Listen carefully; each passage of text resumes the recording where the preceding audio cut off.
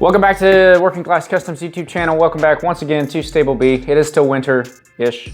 It's getting closer to riding season, but it's mostly winter, so we're back in the stable today. And today, we're gonna talk about tires, which is a huge subject. We're gonna condense it down to not quite as long and just give some like ins and outs. And at the end of the day, the question we should answer for you is whether or not I should go ahead and run slick tires or I should stick to my street tires, my DOT race tires, street tires. We're gonna kind of cover some differences in that and then give you my opinion on whether or not you should make that swap. That's what we're getting into. Before we get started, please, if you're new to the channel, welcome. Thanks for being here. Click on the subscribe button down below, throw a like on the video, and then leave your comments throughout. Leave me any questions on tires or anything like that, and I will do the research that I need to and get you those answers. Second, those of you that have been doing track days for a long time, or my club racers in the audience, or whatever you might be that know more than me on tires, or at least as much, or can kind of second my opinions or share your own opinions, let's make sure we get those down in the comments also. That way, the guys that are coming here for opinions can get more than just my own. That's what I'm here to provide, but I also like hearing from all of you guys. So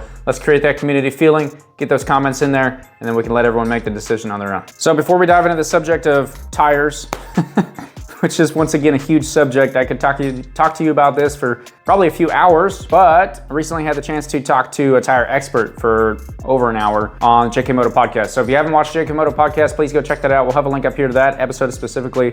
There are many more. Talked to a lot of different people about a lot of different things, and specifically last week we were able to talk about tires, and we were talking to a tire expert, a Pirelli dealer, right? So he's got a lot of that information that's a little bit deeper from Pirelli directly, and a lot of the opinions that I have today are gonna kind of stem from that episode. So if you go watch it, you'll hear some maybe kind of repeats. I learned a little bit myself, I always do, and so I was able to kind of hone in my opinion on whether or not you should go ahead and switch to slick tires or stick with the DOT tires. So that's kind of what we're here to talk about today. And I used to think that was super simple. I used to think it was just slicks, DOTs, that's it, that's the difference. That's the only difference, but there's a lot more to it than that, and we're gonna dive into that a little bit and kind of talk about, well, all four of these for one, and then which option is best for you. Let's go ahead and get into the discussion. There are like almost no two tires that are created equal. So we'll start off with our slick tires. Those are pretty easy to describe. Everyone can recognize a slick for the most part. There's no tread on it, right? That's the biggest contender. That's the main reason why it's not street legal.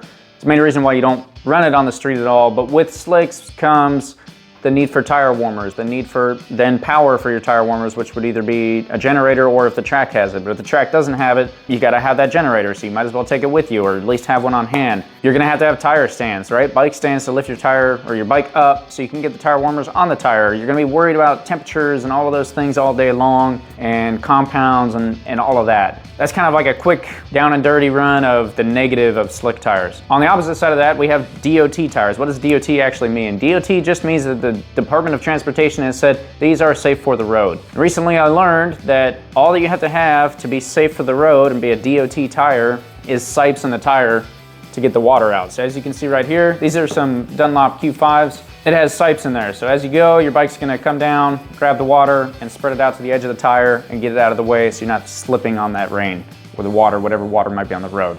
That's what makes a DOT tire. Now in a DOT tire, there are, I don't even think I can spread my arms wide enough to give you the amount of options that you have there. You have as far as like a DOT race track day tire. That's what this Q5 is. That's what your Pirelli Super Corsa tires are gonna be. That's what your Michelin Pilot Cup Evos, those type of tires, those are all gonna be in that like, hey, this is dedicated for the track, but they do still meet the DOT requirements. So if you're gonna ride your bike to the track, that would be a great option for that. The difference here that I can say, at least in like the simplest words I think I could put it in and what I've kind of used for myself to decide which way to go, is that you're gonna have your grip level and you're gonna have your wear level. And what tire companies are constantly trying to figure out and trying to make better is more grip with more wear, right? So it can last longer, but it's still gonna give you the grip that you have. When it comes to slicks, we'll dive into that later. I don't really think I'm gonna go into much on the compounds there. I do suggest you go check out that podcast. We learned a lot about the different compounds and slicks, what they actually mean, and what a sticky tire actually is. I'm not gonna dive into that super deep because we don't have time to get into that today. But if you decide to go slicks, let me know. I can make another video, or at least go check out that podcast. We can do another podcast episode with Chris Hamlet. So if you guys want a more just super in-depth, what are slicks, what are the compounds, what are the differences, we can do that. Let me know down in the comments. But for today, we're gonna kind of just leave slicks as slicks. But on a street tire, you have your sipes and your tread, which make it a street tire. And then you have the compound of the tire. So this is a Metzeler Cortec M7RR, which I used to think was a pretty good sport bike tire, pretty good for the track and whatever. And then I took my Aprilia out on the track with these tires and it kind of didn't grip the road very well. And I fell over.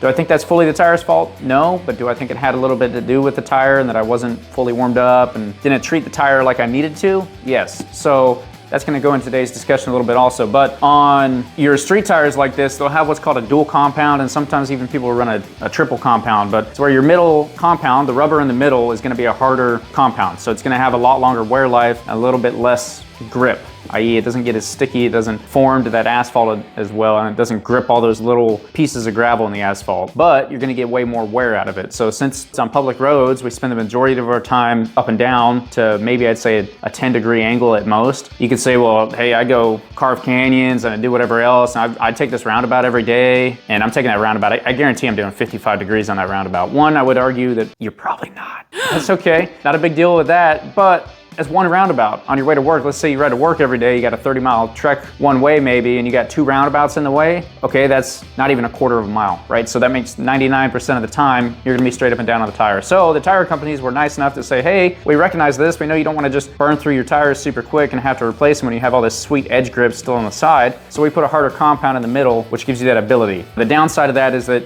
you don't have quite as much grip in the middle. Most of the time, you're still gonna be okay, because where you need the grip is when you're on the outside edge and you're given some points of traction to other places on the bike. That's a dual compound. And then you have the fact that you got a lot more sipes on this tire. If you look at this one compared to our Dunlop Q5 over here, the Dunlop only has these 2 little stripes on it, and that's all it runs the whole way down. The more sipens you have on your tire, the less rubber you have in contact with the asphalt. So every time that sipen hits, that's a little bit less of your contact patch, right? So if you say your contact patch is right here to right here, you're missing almost a ½ inch of contact patch on the ground. So it's also a little bit less grip that way. So those are the things that the slicks are gonna not have a problem with, because it's just rubber on the asphalt at all times. All right, this here is my Michelin Power 2CT, which is gonna be the dual compound tire plus, whatever that means. So I'll look that up, or I probably won't actually, but anyway. Power RS, that's what it is. So they have a Power RS. I actually think they discontinued these tires, and I need to get these gone. I was keeping them around as a rain tire for track days. I did swap over to slicks myself. We'll get back into that in a little bit, but I kept these around for a rain day, and that was kind of my next point of conversation here, is that out on the road, once again, you could run into any conditions. And so to be DOT legal, you gotta have the sipes in here for the rain. But also on the road, a lot of times you're gonna be doing slower speeds, or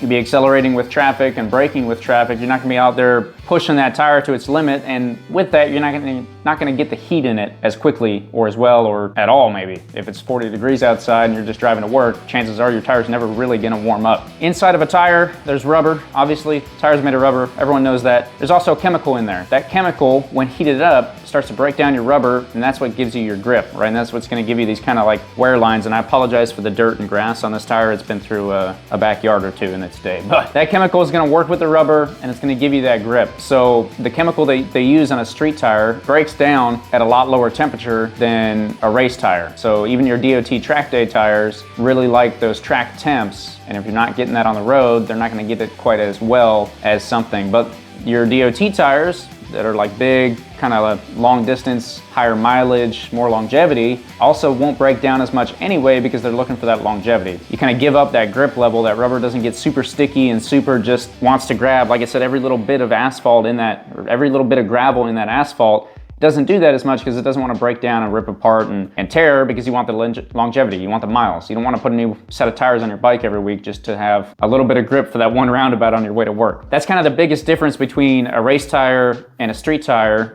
And where most people kind of draw the line is that a street tire is not going to get as grippy, but you get a lot longer longevity out of it. And in turn, you don't have to reach as high of temperatures to get that much grip. Now, there are some slicks on the market, and like I said, the DOT, they're still DOT legal, but they're definitely more of a track day / race tire that will still heat up pretty quick. There are slicks that you don't have to have tire warmers for, but for the most part, if you're running slicks, you're gonna want tire warmers. But then also, in a lot of these street tires, they have a couple of other compounds. When mixed with rain, they'll actually provide more grip in the wet also. And I'm not a tire tech and I'm not a scientist, so I can't dive into that too much, but please understand that your slicks are built for dry conditions, hot temperatures, and racetracks. That's what it is. It's built to get hot, stay hot, and give you the maximum amount of grip when it's hot and it's sitting at the right temperature. You gotta be in that temperature band to be there, but when you're in that band on a dry day, they're the best you can get, 100%. There's just no squandering around that. There's no beating around the bush. They just are the best you can get. A street tire is meant for someone that's brand new on a bike, or someone that's been riding for 40 years, or someone that might want to go do a track day here and there, is gonna be canyon carving or going around that roundabout. They're meant for 35 degrees, they're meant for 110 degrees. They're supposed to be able to do all of it. And so the scientists that build tires and engineers and whatever have come down and put different chemicals in these things to react to rain correctly, to be able to heat up really well and really quick, to give you that kind of max traction when it is warm, but then to not break down like crazy when it's too warm, and to not just be completely useless in the extreme cold. That's why they're not as good on the racetrack as far as grip goes. But as far as longevity, they're great. They'll get you there. They're great for the street. All right, it is time for the discussion of whether or not you need to go from this guy to this guy. Do I switch from a DOT to a slick, or do I stay on DOTs for a little bit? Am I fast enough for a slick? Do I ride hard enough for a slick? Is it gonna really give me extra grip? The easiest way I can say this is that if you're thinking about it, one, just go for it. But two, you gotta look at yourself. And this is gonna be, like I said, a little bit of repeat from our podcast episode, JK Moto Podcast. You gotta look at yourself and what you're doing and the bike that you're riding, right? So this bike behind me, I've got slicks on it. My first major year of doing track days, I ran those Michelin RS GPs for the whole time. I never put slicks on. In my second year, I said, it's time, I'm putting fairings on it. It's gonna be a track bike, so I'm gonna go ahead and swap to slick tires. Chris Hamlet, the Pirelli dealer down for the South Central area of the United States, told me that that was actually completely the right decision, honestly. And I said, well, you know, I argue with myself all the time. I'm not the fastest guy out on the racetrack. I know I'm not using the slicks to their full potential. What's the point? Why not just stick to a DOT tire and not have to worry about the tire warmers and the generator and the stands and all of those things? And if you don't have a friend, you gotta put the bike on the stands by yourself. There's all of those kind of negatives to it. Why would I wanna worry about that if I'm not even fast enough to get the full use out of the slick? And his response to that, which I enjoyed quite a bit, made me feel a little better. Hopefully it helps you guys out with your decision, but was to look at the bike and say, if you are gonna go to a full track bike, that is what that bike is gonna do. You're gonna go to the track a lot. That is your new hobby. You're gonna be racing in a year, maybe not racing for 5 years, but this bike is gonna be dedicated to the track, and I'm gonna put slicks on it eventually. Bite the bullet.